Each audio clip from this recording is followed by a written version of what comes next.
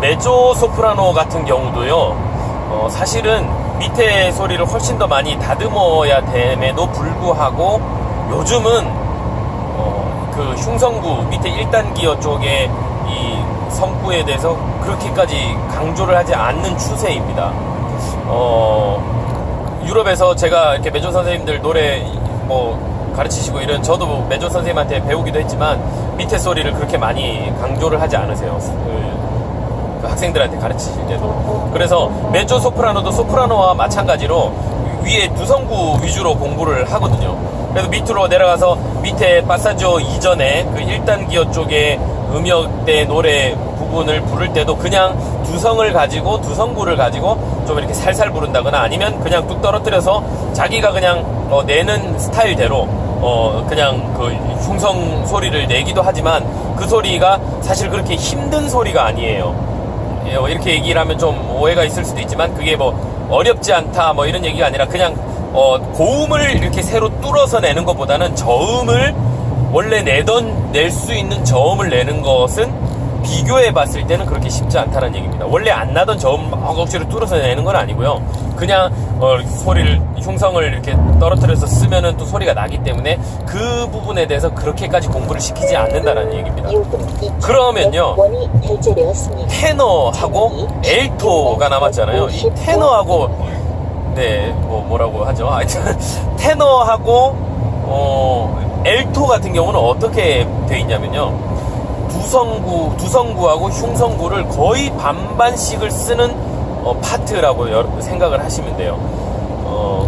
테너를 비교하면 음역 자체가 오페라 아리아 같은 경우는 거의 최고음에서는 B 플랫, B, 하이 C까지 이렇게 음정을 내게 되고, 보통 그 곡들이 전부 파사지오 부분에 걸려서 노래를 해야 되는 그런 음역의 노래로 이렇게 작곡이 되어 있습니다. 아리아들이요. 그래서 밑에 음정도 뭐 아주 바리톤이나 그렇게 밑에 하이 그 가온다 정도를 기준으로 뭐 밑에 C 이 정도의 음역을 그렇게 내는 곡들이 별로 없어요. 사실은 거의 솔 이상 음정에서 내고 위에서도 파사지오에 걸쳐서 계속해서 음정을 내게 되어 있기 때문에 거의 비중으로 봤을 때 거의 뭐 1대1 정도, 물론 그렇게까지는 아니지만 어쨌든 위에 음역을 많이 내야 되는 그런 파트가 바로 테너입니다. 엘토도 마찬가지예요. 엘토도 위에 하고 밑에를 많이 써야 되는 파트인데 요즘은 엘토가 거의 없죠. 그리고 엘토를 위해서 만들어진 오페라 아리아들은 거의 없어요.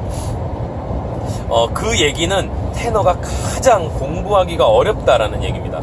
타고나서 아주 고음을 어릴 때부터 잘 내던 사람들은 뭐 그렇지 않겠지만 이렇게 노력을 해서 테너의 음역대를 그 고음을 뚫어내고 그걸 가지고 이렇게 자기 걸로 만든다라는 건 사실 쉽지가 않아요. 왜냐하면요, 제가 지금 말하고 있는 이 말톤이요, 그냥 평소의 말톤은 바리톤적인 톤으로 얘기를 하고 있잖아요. 우리가 고음의 음역대를 쓰지 않아요. 음역 자체가 편안한 음역이죠. 보통 일반 우리가 노래는 뭐 찬양곡이나 뭐 그냥 그런 음역에서, 그러니까 1단 기어 안에서 그냥 저는 얘기를 하고 있는 거예요. 그런데 갑자기 노래를 할 때 2단 기어의 음역을 내야 되는 거예요. 그 부담이 굉장합니다. 제가 평소에 안녕하세요 이렇게 얘기를 한다고 하면, 그러면 원래 제 목소리 톤이 그렇게 높다 그러면 테너곡을 부르는데 뭐 어렵지 않겠죠. 그런데 평소에 1단을 내다가, 평소에 1단 기어의 소리를 내다가 2단 음역대를 내는 것이 쉽지가 않다라는 얘기예요. 그래서 소프라노 선생님들 중에 안녕 얘들아 반가워 뭐 이렇게 얘기하시는 분들 많이 계신데요. 이렇게 두성으로 평소에 얘기하시는 분들이 많은데 이렇게 그렇게 얘기를 많이 하면 자기가 내는 성구에 맞는 목소리로 평소에 말을 하게 되면 훨씬 더 노래하기 쉽기 때문에 그래요. 베이스 선생님들 안녕하세요 이렇게 쫙 깔죠. 이 소리로 그대로 노래를 하면 노래가 됩니다. 그러면 훨씬 더 편안한 거예요.